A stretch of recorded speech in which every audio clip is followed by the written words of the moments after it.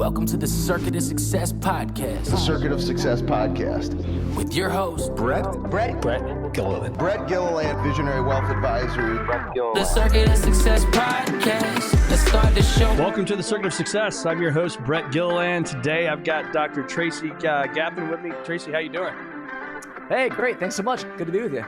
Yeah, good to be with you as well. Calling in from Sarasota, Florida. You guys get that nice weather probably cooking right there. You can play golf all year long. Just living the dream. That's right. It's paradise for sure. Have you always lived in Sarasota? No, I've been here since 98. Before that, I spent 6 years up in Gainesville doing general surgery and urology training. And before that, I grew up in the Dallas, Texas area. Okay, very cool. Well, you are, like I said, Dr. Tracy Gapin, leading men's health optimization and longevity expert, the founder of the Gapin Institute for Precision Medicine, and a board-certified urologist for over 25 years. And you are helping and serving high-performing entrepreneurs, athletes, and executives to reach their peak performance through cutting-edge, data-driven strategies. So I look forward to chatting about that. But like I do on every show, Tracy, before we dive into all that stuff, what helped make you the man you are today, do you believe? Love that question. You know, it's really, I would instantly have to say it's focusing on my why. You know, what is my purpose in life? What's my mission? And when I am laser clear and focused on that, every micro decision I make becomes super easy, right? So for me, my why is being the best dad that I can be. You know, I didn't have a father figure growing up, and I know that really affected my development. And now I am driven to be the most present and engaged and focused dad that I can be to my amazing kids. And so everything I do is centered around that. And you know, when it comes to me, peak performance is being there for my family. Yep. And how old are the kids? My son is 11. He's a golf prodigy, amazing little buddy of mine. He's like a mini me. And my daughter is 9, and she is complete opposite. She's a little princess, a little diva. She is all into clothes and makeup and slay queen kind of, you know, language that these kids use these days. And very much like my wife. Yeah. Very good. That's awesome. That's good. Yeah. What's obviously not having the father figure in your world, that's probably an easy explanation, right, of why. And so when you think about that, I'm glad we're starting off here with kids, because I think it's important. I've got 4. I've got one in college, 2 in high school, and 1 in grade school in 5th grade. And, nice. You know, I think about it, it'd be easy to be the person that's like, I'm just going to only focus on work, right? But, you know, my dad was always there for me in my life and always showed up to games, never picked anything over being at my stuff. And so I've wanted to continue that. And so I think it's cool and unique that here we are, both totally different. I had a great father figure in my life. You did not. What is it about you that didn't want to go down the same road of what you grew up with and made you change that plan, change that trajectory? Yeah, you know, it's interesting. I grew up with a very dominant mother. I had no father figure there. So, you know, I didn't have that male role model. I didn't have a dad to play ball with me and to really teach me and guide me. And I know that that's something that I always lacked. And it's interesting. I knew I wanted to be a doctor since I was in 4th grade. Okay. Wow. Very clear, very driven at a very young age. I knew I wanted to be a doctor. Didn't know what kind until later on, until I got into medical school. And I chose to focus on men's health. And I don't think it's an accident that I chose to do urology and focus on men's health, because that really is my ultimate passion. And it centers around, you know, helping men be present and engaged for their fathers. And I know that there's some subconscious Freudian stuff happening there that has to do with my childhood and development. But that's become really a centric theme in my life, whether it's my medical practice, my career, my work at home, is to be the best dad that I can be. And then everything else kind of takes care of itself from there. So how did you know you want to be a doctor that early on? Yeah, you know, there was a diagram of the heart that they made on the ground out of tape, and we had to walk through the 4 chambers of the heart as blood is flowing through the heart into the lungs. And as I'm doing this, I was just captivated, mesmerized by anatomy and by the functional aspect of how do we develop to have a heart that works like that and blood pumping through our body? And so it was this fascination with the human body and anatomy that got me into it. My mom was a nurse, so that probably had some subconscious element there as well. But yeah, I knew at 4th grade, I knew I was going to be a doctor.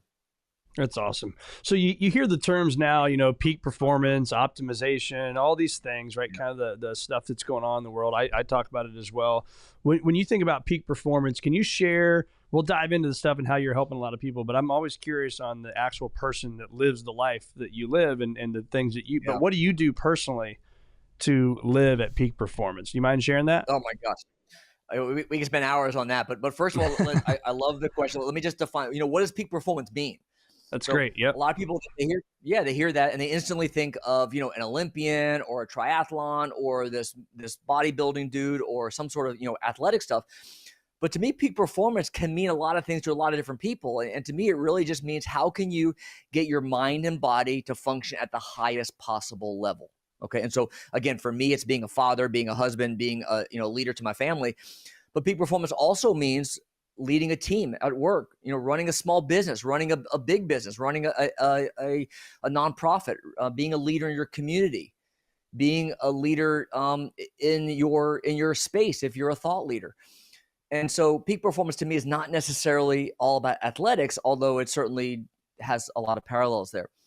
And so I think that's really a key focus that people need to think about, that when we think about health now and this whole MAHA movement, put the politics aside, whether you agree with the guys behind it all or not, that the principles are, how can we quit being passive and reactive and quit waiting for disease or problems to occur and then reactively throw pharmaceuticals at it, and instead focus on how can we prevent chronic disease? How can we improve our health so that we don't need to be on drugs? We don't need to have surgery. We don't need to develop heart disease and diabetes and high blood pressure, et cetera. And that requires a very different approach to it, a very intentional, methodical, proactive approach to it. And that's what it's really all about. And so when you ask me what I do, well, I think of it as there are buckets, okay? There are buckets in terms of what do I do for my nutrition? What do I do for my gut health? What do I do for my sleep? What do I do for my stress and mindset? What do I do for my hormones? What do I do for my fitness level? How do I clear toxins from my body? How do I deal with micronutrient levels?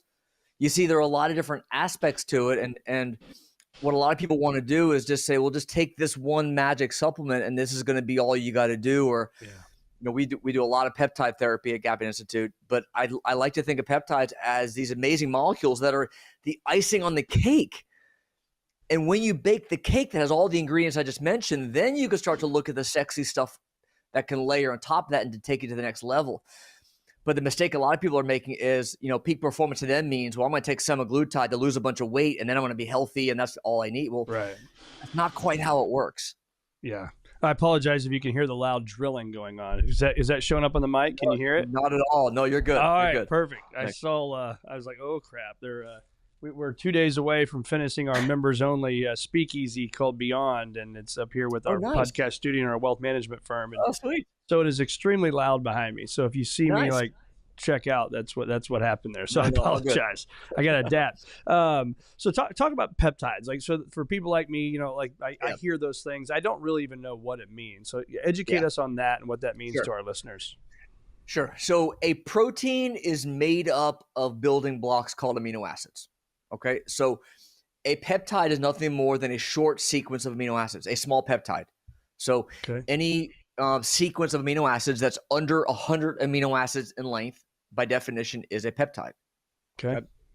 And so peptides there are over 7,000 peptides that we're aware of that are naturally occurring peptides that originate in our own bodies. So these are, you can consider them as signaling molecules. These are signals that your body already uses to tell other parts of your body what to do.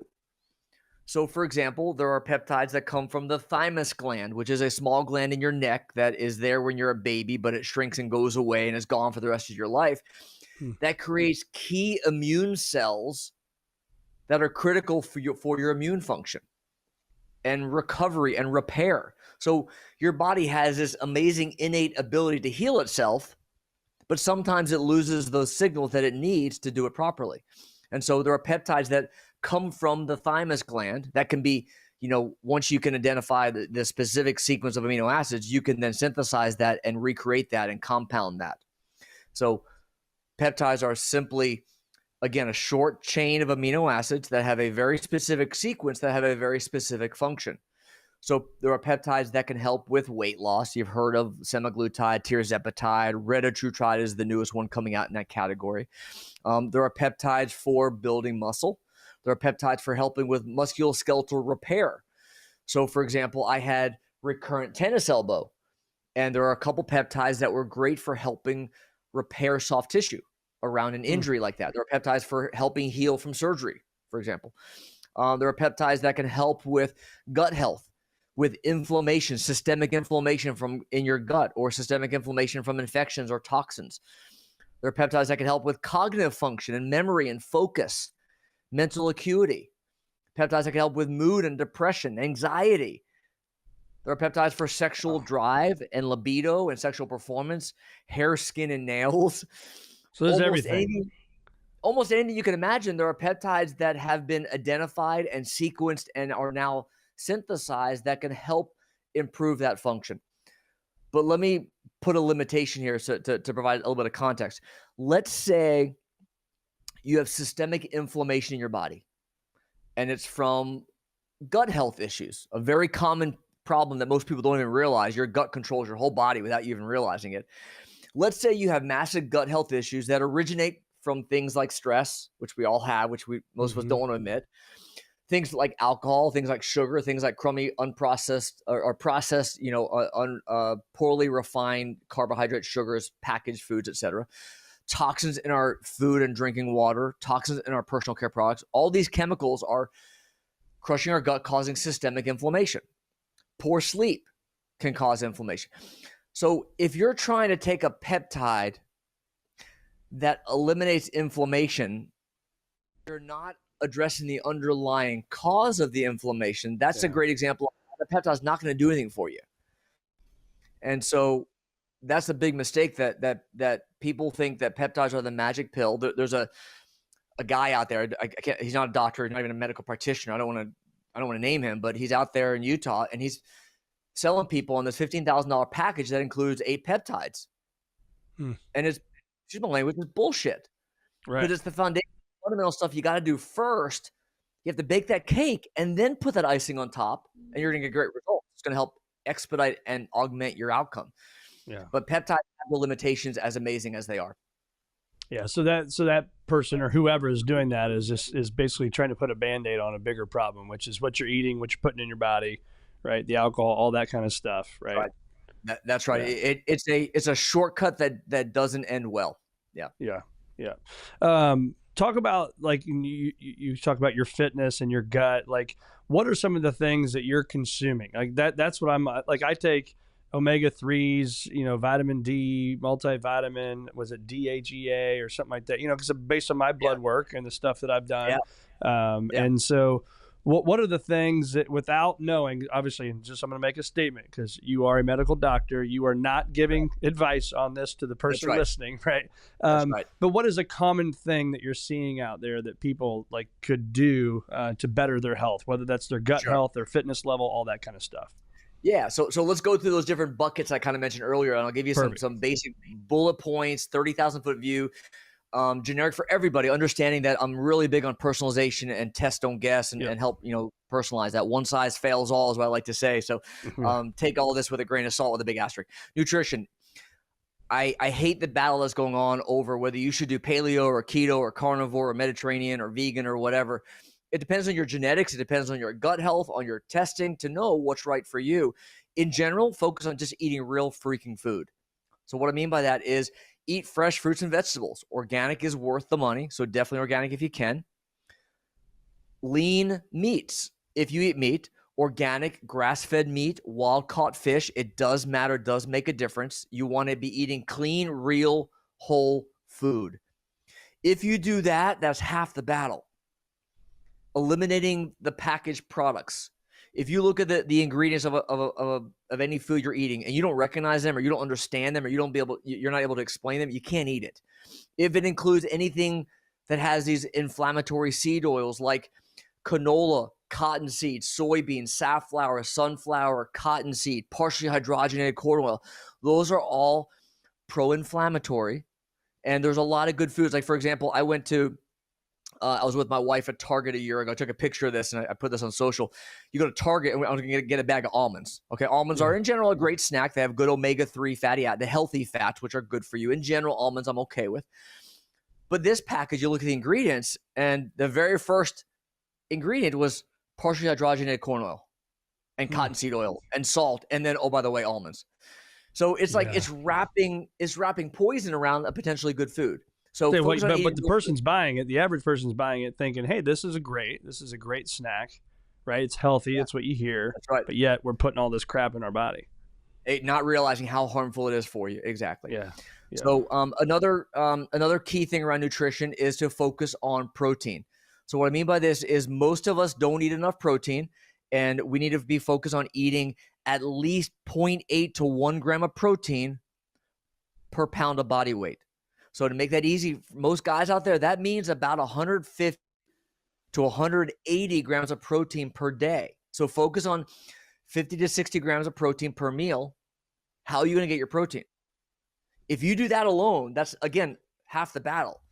Because when you eat protein, that's putting you into a growth anabolic phase, and you're the carbs, and it's going to make you full. It's going to give you that satiety. It's going to build muscle, which is going to help you burn fat long term.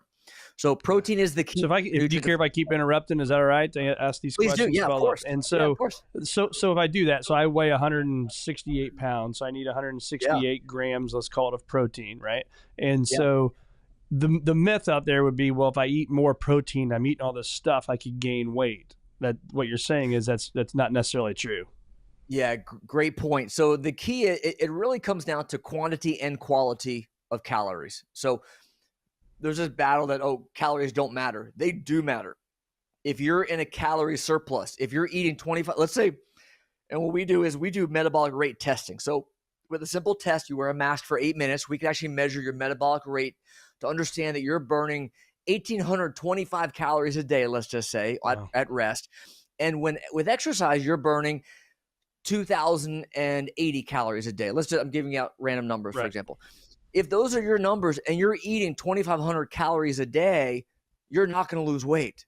Yeah. You cannot lose weight because you're in a calorie surplus. You're in an excess energy. You're taking more energy than you're putting out. And so that's the situation where the absolute number of calories matter, but the quality matters as well. So if you're eating good quality calories, so for example, calories coming from a whey protein shake, for example, or a Greek yogurt, or a chicken breast is not the same as the calories from a Twinkie, for example. So the quality matters, right? Right. But when you eat all that protein, you're not going to be as hungry. Protein has 4 calories per gram. And so when you eat all that protein, let's say you eat 150 grams of protein, that's 600 calories right there. Yeah. You're not going to be as hungry. You're not going to want to eat 2,000 calories of carbs because you're so full already. And so it helps almost automatically help partition better and help you get to the right caloric, daily intake without you even meaning to. So it's a great kind of hack to instantly lower your intake by just eating more protein. Yeah. Hydration is a big key as well. Most people don't drink enough water. And one of the best ways to lose weight literally is to increase your water intake. And you want to be drinking about a gallon of water a day as a good focus. I have my stainless steel water bottle wherever I go, and it's filtered. Be sure you're using reverse osmosis filter. Carbon block filter is great as well. You want to really focus on eliminating the endocrine disruptors, the toxins which are in our tap water, and store it in a metal stainless steel container. But hydration is really big. There. So reverse osmosis water. Where does the common person get something like that? Is that a filter you add at your home, or like where do we do that? How do we do that? Yeah. So we have installed in our entire home one filter for all of our all of our drinking water supply, and it actually replaces missing chemicals as well. So with reverse osmosis, you'll lose some micronutrients that need to be replaced: calcium, phosphorus, magnesium, some other key micronutrients. But in general, you want to be getting a reverse osmosis filter either for your whole house. You can put one under your kitchen sink. You can even have one on the counter as well. So there are all different options available. The one we've used, I have no affiliation at all here, but Kinetico is the brand that we use to install in our home. They make a great product, but there are a lot of other ones out there that you can put under your sink. They're very affordable for anyone to get. Really, really important to filter your water. Our drinking water has synthetic estrogen from women's birth control. So women take synthetic estrogens and progesterones in their birth control. It gets filtered through the water system, and it cannot get filtered out by our treatment plants. So I like to be facetious smartass and say every guy is on the pill, because we're drinking our tap water that is poisoned with these synthetic estrogens that can't get filtered out. It's on you to filter your tap water to get rid of those chemicals. Okay. What about the filter through our normal filters at home through like our refrigerator? And it does not clear endocrine disruptors, toxins, especially, we're talking about the phthalate and the organophosphate and the, BPA, which is coming more from plastics, but atrazine is an herbicide that's used in our crops, that's in our drinking water. There are studies that show that we have hundreds of chemicals in our body, and a lot of it's in our tap water. yeah. And so by simply filtering it, but the filter you get in your fridge is not going to get rid of those toxins for you at all. Yeah. Okay. So that's a lot of nutrition stuff. We've been heavy there. Looking at sleep, one of the biggest things I find for high performers, leaders, entrepreneurs is that we sacrifice sleep for the sake of everything else that we have to do. Mm-hmm. You cannot build muscle if you're sleep deprived. You can't burn fat if you're sleep deprived. Your brain doesn't function the same way. Your energy systems, your metabolism, nothing works the same if you don't have your sleep dialed in just right. And so there are some key hacks when it comes to sleep. Is you cannot sacrifice your sleep. You need at least 7 to 7.5 hours of sleep every night. Going to bed at the exact same time every night consistently is one of the most important things to do. So set it, if you need to wake up at 6, for example, that means you got to be in bed by 10:30. Yeah. Like, just count backwards. You have to be in bed by 10:30 to know that you're getting 7.5 hours without question. Then from there, count backwards 2 hours. And for those 2 hours before you go to bed, there are 5 things that I suggest you can do. And they do not include a phone, an iPad, a tablet, a laptop, a computer. Any device is emitting blue light, which is screaming at your brain to stay on, don't go to sleep. Okay, it's messing up melatonin production. It's stimulating your brain, and you're not going to be able to sleep, have the same quality sleep. Yeah. 5 things are: number 1, read from a real book, not a Kindle, but a paper book. You can do journaling. This is a great time to document your gratitude for the day. What are you thankful for the day? What were your accomplishments for the day? What are your goals for tomorrow? Great time to journal. Meditation, mindfulness. This is the time to spend a few minutes thinking about your gains. What are you grateful for? What are you thankful for? What have you accomplished? And 5 minutes of meditation means just relax and think of nothing. And for those of you who haven't meditated before, there are great apps on your phone. You can use your phone just for this. Yep. Headspace or Calm are a couple great apps out there that you can use, but any kind of guidance if you need to get started on meditation is so powerful to calm your mind. That was number 3. Number 4 is sauna. I love sauna before you go to bed. It's amazing for improving mitochondrial function. It's amazing for clearing toxins. It's also great for calming your mind and body for sleep. So I love doing sauna. 15 minutes of sauna before you go to bed is awesome. The 5th one is sex.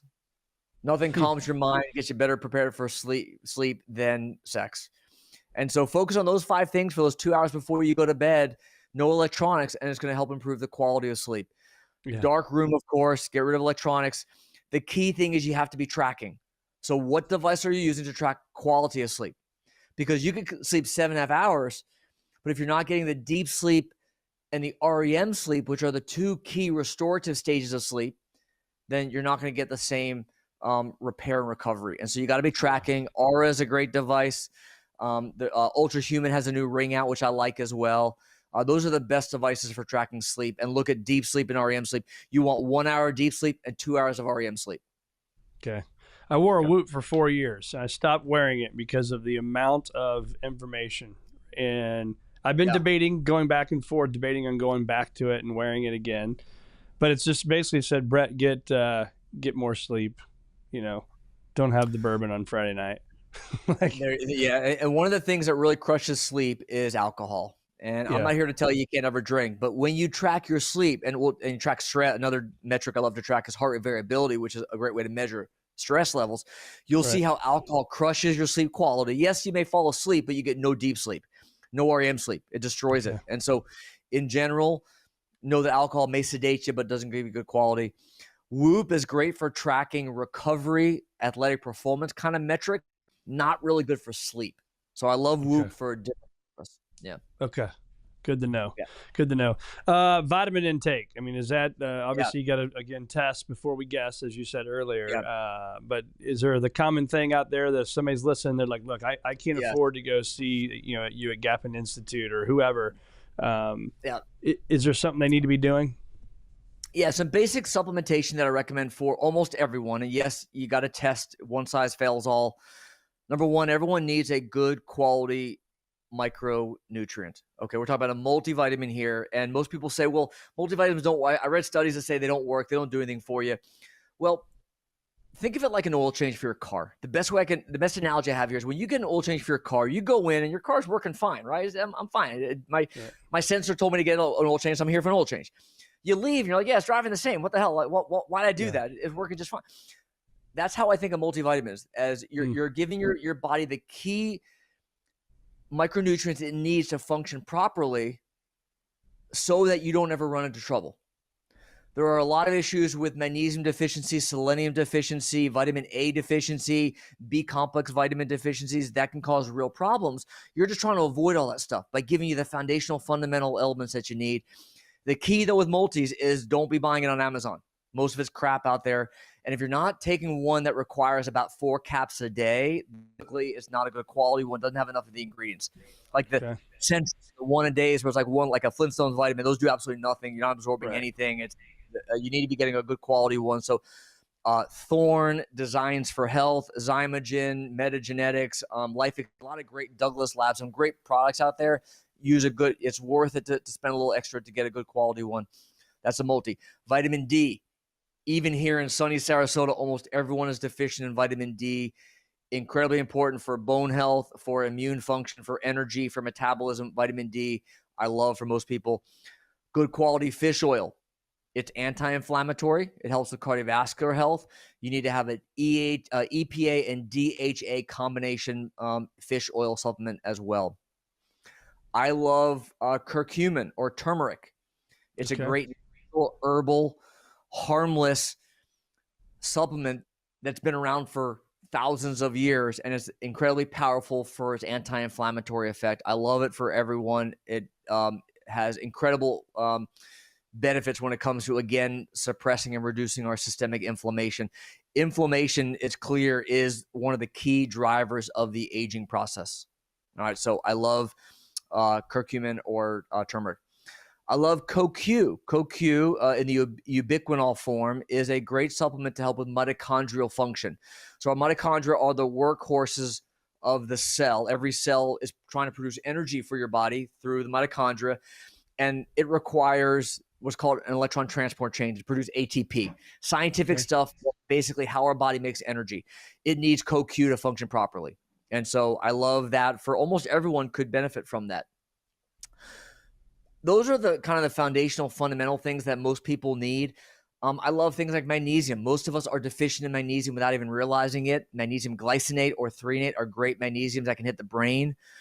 I love berberine for blood sugar regulation. It's a natural herbal that's great to help you balance blood sugar. I love that one as well. So how many of those, that's a lot of stuff, right? So like how many do you think you take? How many vitamins or pills, when I say pills, not medicines, but how many, like what are you taking per day personally, you? Yeah. My stack varies every week depending on what my goals are, what my testing shows, and where I am in different protocols. But I may take anywhere from 10 to 20 things a day. Wow. But it's going to rotate and vary depending on what my needs are. And I want to be clear, I'm different than a lot of guys. So I like to, when I first work with clients, I'm like, there are 3 kind of guys. Which one are you? Yeah. One guy is like, doc, give me everything in the kitchen sink. Give me the 10 peptides. Give me the 20 supplements. Give me the 5 hormones. Give me everything I need. I don't care how much it is. I want to do everything. I'm like, great. Let's organize it. Let's give you a spreadsheet. Let's help you keep track of what you're taking and when. And we have these badass pill containers to organize. And that's fine.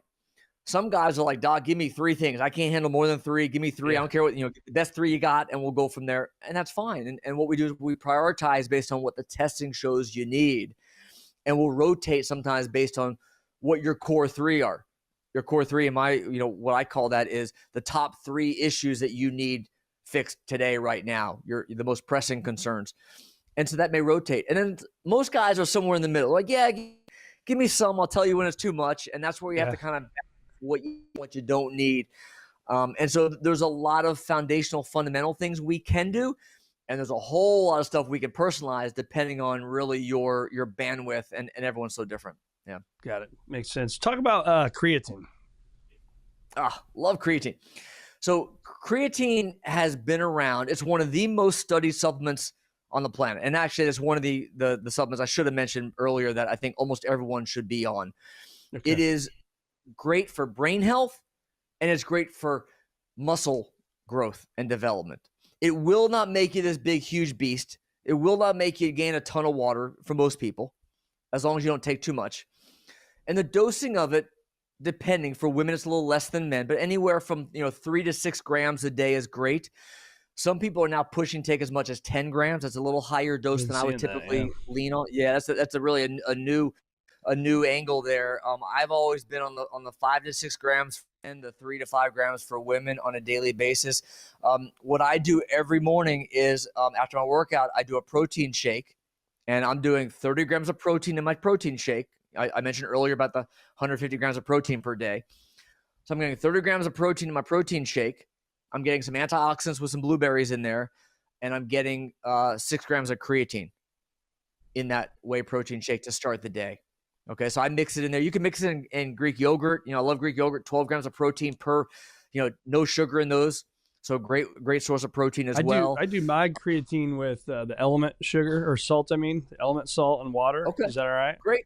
Yeah, that's awesome. That's great. Yeah, and when you hydrate a lot, if you sweat a lot, if you're working out to the point that you're sweating quite a bit, a lot of people forget that you need those micronutrients, the elements to replace, especially magnesium, salt, selenium, some other key micronutrients that you lose as well in the urine. But yeah, micronutrients, electrolytes like element are great. Yeah. Got it. And then what do you see from a fitness standpoint? Again, if people listening to this are like, hey, I need to get better at working out and exercising every day, but I'm not a guy that's going to go to a gym 7 days a week. But clearly we know it's important, right? Everybody listening to this, if you're listening to a podcast, exercise is important. Everybody knows. Yeah. What do you recommend from a high level standpoint that people need to focus on to have that longevity? I think the biggest issue here comes down to accountability and consistency, where a lot of the guys I work with, entrepreneurs, founders, busy executives, and the last thing they want to do is work out. And unless you're the guy who's going to wake up at 5 a.m. and work out before work, you're going to go to work, you're going to come home at 6:30, you're exhausted, you're going to eat dinner, you're going to collapse on the couch, and your day is done, and you haven't worked out at all. And that's the real problem, is that guys are not prioritizing fitness. And the way I look at it, if you don't schedule it, it doesn't happen. Yeah. If you don't schedule time with your kids, it doesn't happen. If you don't schedule time to, one of the things that I really focus on with fitness is do things you love. I love to play tennis. It's like I get such joy out of playing tennis, and it's a great, obvious fitness exercise. Actually, a recent study came out 6 months ago that people who play racket sports have improved longevity.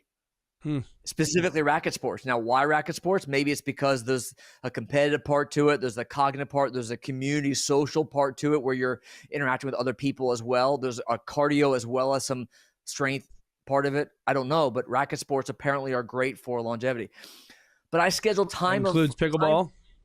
Pickleball as well. Yeah, tennis, pickleball, racquetball would fall into that as well. Okay. But it comes down to, at a fundamental level, the first thing is to really be sure that you're just freaking scheduling it in your day. So if you're a morning guy, schedule in your day. First thing when you wake up, you got to work out. Mm-hmm. If you're a later in the day kind of guy, I tend to vary it up. So some days I'll work out in the morning. Other days I'll do it like 4 or 5 o'clock. And I like to, that's me.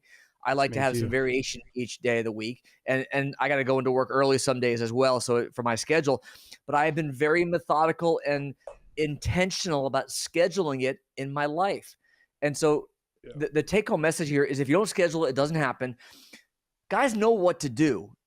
Why don't we do what we know we're supposed to do? We know we're supposed to work out. We know you got to strength train. Everyone knows you got to lift weights. Everyone knows you got to do some interval training as well. Mix in some zone 2, little, light walking, some aerobic exercise as well. Everyone knows you got to do all this stuff, but a lot of guys don't do it. Why? Right. And it's just being intentional about it. So create a schedule, and it's a non-negotiable in your life. Yeah. I've had some fun with it. Like in January, I'm probably at the best I've been from a staying active, getting exercise, weights, doing whatever. But it's funny, right? It's like the little check box. So I created the whole month of January, done it for February as well, where it's like, here's what I'm going to do on Monday. Here's what I'm going to do on Tuesday. And you just got to circle in the box, right, with your ink pen and just carry it with you every day. And it's amazing that accountability to myself is like, hey, I'm choosing to not go in and circle in that box, right? And then you feel like I feel like crap when I don't do it. So it's like it's almost like I'm gamifying it with myself and making it and turning it into a habit that way. So I love the words you just used, gamify and habit. So I love that. I was just going to refer to the book that I love, Tiny Habits. Okay. Tiny Habits by B.J. Fogg. He's a Stanford professor. There's Atomic Habits as well. I personally like Tiny Habits even better than Atomic. They're both really good. But what he talks about is you need an anchor, you need a behavior, and you need a celebration, ABC. And Tiny Habits looks like this. The anchor is, what is something you do in your day already that you can use as an anchor, something that is consistent, reliable every day, that has proper context. So for me, it's first thing I do when I get out of bed is I hit the coffee pot. Okay. So for me, what I do is my workout clothes are right there by the coffee maker. So the anchor is when I turn on the coffee maker, I put on my clothes, which are right there. Okay. That's the behavior. That's the win. And then the C is celebrate, where you have to actually reward yourself. This is the gap and the gain concept from Dan Sullivan. I love that book as well, if you've ever read that, where you have to celebrate your wins. And it's a gain.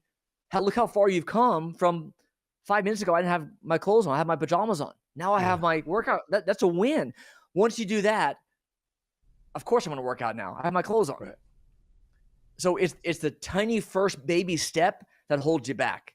Yeah. And so once you do that first step, so that really sets you up for success. And so find the anchor in your daily life that you can use as the foundation for that new behavior. And the tiniest habit, in his book, he talks about every time he pees, he does 2 push-ups.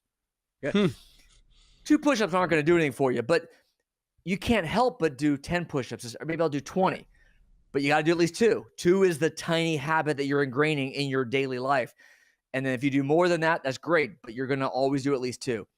It's funny. We got a group chat in our family, my wife and 4 kids. You got to send a green check mark every day. Once you get to 50 push-ups, you send it. And now here we are, 6 weeks into this deal. And even all my kids, we're all talking about how much easier it is to do push-ups, right? Yeah. Like sometimes getting to 10, 20, 30, whatever push-ups in one setting may be difficult, but it is amazing just at 50 a day. Yep. How much stronger we've all gotten, and we can just bust them out. It's crazy. And if you went to a lot of guys and said, okay, I want you to start doing 50 push-ups a day, they do it for a day or 2, and they're like, screw this. I don't know. But by starting small, starting tiny, you're able to work your way up to where now it becomes easy. Yeah. Yeah. So back to your whole question about fitness, it comes down to accountability, consistency, scheduling it, and start with tiny little habits and build from there. Yep. We recommended the book Tiny Habits. Are you a big reader? Is that part of your life? Love reading. Absolutely. Yeah. Where do you find time? Because again, I recommend this all the time. Journaling, meditation, reading, the biggest 3 game changers I've had in my career of 24 years. And the pushback always, I don't have time. You don't understand, right? We're busy. You're busy. We run lots of businesses. You got to find the time. Yep. So it comes down to tiny habits. I have a habit that I have to read 10 pages every night. Yeah. And people are listening to this are going to be like, "This dude, Brett paid this guy." I talk about it every pod. It's 10 pages a day. That's it. Just read 10 pages. But again, that's the tiny habit where I can't help but read 100, because once I start reading 10, I want to keep going. And so, it's that, again, it's the consistency. It's the intentionality about everything you do in your life, and you schedule it and you attach it to something else. That once I help my wife clean up the kitchen from dinner, when I sit down, that is my time. I know the sitting down is the anchor of the behavior, which is reading those 10 pages. And it may be 100 pages. That's great. And then after that, I have an hour blocked out with nothing but kids. I cannot do any work, not allowed to look at email, not allowed to do any other work, but spend time with my kids. It's scheduled. And that's why it happens, because I'm very intentional about it. Is there a business thing for you that has been a game changer that maybe, 10 years ago Tracy would not have thought this was possible. And my example for that is, for me, it's email. We have an email process. Robin, my assistant, checks every one of my emails. And then the emails that are handled, she handles. The emails that I have to handle, there's another email address that she sends that to. And it's taken getting 150 emails a day down to the ones that matter, right? The ones we got to get done for our clients. And so do you have a process like that you can share with people? Yeah, I love talking about the business, the entrepreneur side of it. I'm an entrepreneur at heart. And so I love this conversation. So the biggest thing for me has been to create clear structure in the company, and SOPs of who does what and what we have an accountability chart, not an org chart, but an accountability chart of who does what. And I'm very intentional about staying in my lane. And if someone came to me with a couple hours ago, they came to me with a clinical question about charting of a patient for the medical practice. And I very quickly deferred to my clinical director. That's her role. That's what she does. Right. That's who you need to go to for that. I could have easily spent the time to do it, but that would have pulled me out of my unique ability, my zone of genius. And so it's being very intentional about my time. Our most valuable asset is our time. So I'm very structured in staying true to that and staying in my unique ability from strategic coach from Dan Sullivan, and delegating stuff. And I have another concept called 131. So when someone comes to me in my company with something that is for me, it is a question that I need to answer. The 131 is this: I have one question. I have 3 possible ways to address that problem or question, but here is my one solution for it. What do you think? So instead of saying, hey, Doc, Tracy, what should we do about this? Instead, what it is now is, hey, Doc Tracy, this is the situation. We could do either A, B, or C, and I think we should do B because of this. Now what I've done is I've made them actually use critical thinking skills. They've come up with a solution that may or may not be right, but at least I understand why they came up with that, and I could see their development in critical thinking. And now I can simply say yes or no, and they can go. And so little thing, that 131, and if someone comes to my managers, they do the same thing now. 131 will come back with a 131. So it helps to really organize everybody's time, a lot better efficiency. And then finally, SOPs. There are so many things that we do over and over in our business, and the key is, again, consistency and accountability, and to do it the same way every freaking time. And it's creating SOPs. And so What's an SOP? Oh, I'm sorry. Standard operating procedures, protocols, everything we do in the company. So when a new client joins one of our programs, we have a concierge welcome call where my client concierge gets on a Zoom call with them. And that's meticulously designed so that everything that needs to be done is accomplished there. Nothing is missed. It's all done the exact same way every time. And that's how we can grow and scale, because we're not reinventing the wheel. When we lose an employee, new employee, plug and play, they do the same thing. There's no question about what their role is. And so creating protocol, standard operating procedures has been so huge for us as well. Yeah. What is there a fear that you've had out there? And one of the questions I always ask is how many of the fears you've put in your mind have actually blown up to the magnitude you put them in your mind to be. So I would start with that. How many of those have happened? Oh my God, great question. So I was a urologist for 23 years. Okay, practiced in a very busy group practice, doing robotic surgery every day and seeing as many as 50, 60 patients in the office each day. Very, very busy, high volume, lucrative, doing very well financially as well. But I was miserable. I felt like I wasn't having the impact I wanted to have. And as an entrepreneur at heart, I knew that I was not where I wanted to be. And so for years, I wanted to do what I'm doing now, but the fear was holding me back. And that fear was I couldn't do it. I couldn't build a business. I couldn't start from scratch. I couldn't leave this very lucrative practice I have here and replace that income. Yeah. I don't know how to do that. And would anyone actually pay me cash for healthcare when they have Blue Cross and Aetna and they can use their insurance? Why would they pay me? Well, here we are 6-8 years later, and this goes back to the gap and the gain concept. I can look back and see the gain that I've achieved and how far I've come in the mindset that of course I could do it because I have no choice but to do it. I jumped off that cliff. Of course I'm going to land. My parachute's going to open because I don't have a choice. That's right. And so you find a way. When you make it no other option but to succeed, you find a way. That's right. And so, so fear was a big issue for me in hindsight that held me back. And now I'm like, let's go. Yeah. I love that too, because it really comes back to the point where the fear that you had, it actually didn't blow up to the magnitude you put it in your mind to be, right? I mean, you probably thought, man, I could go bankrupt. I'm going to lose my house. Like all the bad negative thoughts, right, that we could have. It's like, holy crap, and it doesn't go there. So I'm always trying to be optimistic for people. It's like, just trust your gut. You're going to get it done. Like you said, there's no plan B. We're going to make it happen. Right. So one of the final questions. So you Ethan. see this F greater than P here. So this is helping you achieve a future greater than your past. And that is what we do at our firm. And so when you hear that, helping you achieve a future greater than your past, I think that's exactly what you're doing with your institute. And so when you hear those words, what comes to mind for you? To me, it resonates, be your absolute best again. I always think that, we envision what we were at one point and how we want our mind and body to function and what we want to achieve and the impact we want to achieve.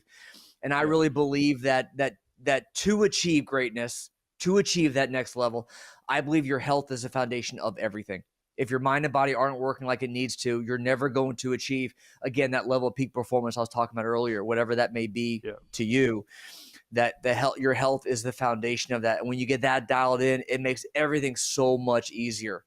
Yeah. And so I would recommend to anyone out there who is wanting to reach that next level, start with, I say, find your blind spots. Find what are the health issues that are holding you back. That why is your mind not working like it needs to? Mm-hmm. Why is your body not functioning like it could? Why is your recovery not like it needs to be? Why is your sleep not optimized? And dial all that in. Yeah, I couldn't agree more. I always talk about your health and your wealth, right? I'm in the wealth management business. You're in the health management business, right? And so if you think about it, I always say, look, if you only focus on your health, you did everything you said to do, but you didn't save money, you didn't plan, you didn't dream, you didn't build your businesses, right? All the things you're going to do, your health is going to go away as you get older because you are so stressed out financially that it pays a toll on your health. But on the flip side, if I have all the money in the world and I don't take any of your advice, what's going to happen? My money's going to start going away because I'm going to either go to a nursing home, I'm going to the doctors all the time, I'm taking tons of medicine, my health is now shot, right? So the two have to go together, focusing on your health and your wealth. And I think that's why I've taken a ton of notes today. I think it's been a great podcast because of that. We're in lock with that. Agree? Such a strong parallel between the health industry or health world and financial wealth as well. And the two guys I like to emphasize with the point you just made, Paul Allen, founder of Microsoft, $30 billion when he died at the young age of 65. He had lymphoma, diagnosed 56, died at 65. Steve Jobs, founder of Apple, obviously, diagnosed with pancreatic cancer, age 48, died at 56. Those guys had all the money in the world. Yep. What good was it if they couldn't buy one more day? Yeah, you're absolutely right. Where do our listeners find more of you, Tracy? Thanks so much. So GapinInstitute.com, that's GAPIN Institute.com. And I have a page, if you'll go to GapinInstitute.com/launch, that's LAUNCH as in peak launch. I have a copy of my Ultimate Peptide Guide, which goes into a lot more detail about some of the peptides that we talked about today and others. I have a High Performance Health Handbook. I have a best-selling book, Mel 2.0. I have a complimentary care.